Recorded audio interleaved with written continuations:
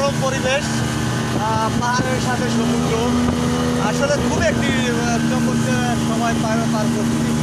আর এটা আমরা আসলে পার্বত্য ঐতিহ্য ধরে রেখেছে এই সুকলং ঝর্ণা। এখানে আমরা যাচ্ছি, পাহাড়ের সাথে সমুদ্র একটি অসম্ভব একটি ইন্টারেস্টেড বিষয়। এখানে আসলে আমরা নদীপথে এভাবে ভ্রমণ করা হয়নি, যদিও এটা আসলে এখানে আমরা যে ট্রিপে এসেছি খুবই ইন্টারেস্টিং একটা ট্রিপ ছিল আমাদের সবাই।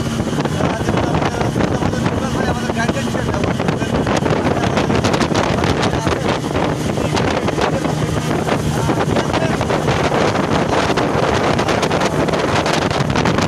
এখানে আমরা বাংলার বৈচিত্র্যকে বলবো না, পাহাড়ি বৈচিত্র্য দেখতে এসেছি। পাহাড়ি যে সংস্কৃতি আছে এটা দেখার সুযোগটা হলো পাহাড়ি মানুষের যে চলাচলতি, পাহাড়ি মানুষের আনাগোনা, এটা আমরা উপলব্ধি করতে পেরেছি। পাহাড়ের সাথে সমুদ্র একটা অসাধারণ একটি বিষয় বলবো, যেখানে আমার ডানে যে দেখতে পাচ্ছি এগুলো ছোট পাহাড়, কিন্তু আমরা সামনে বড় পাহাড়ের দিকে চলে যাচ্ছি।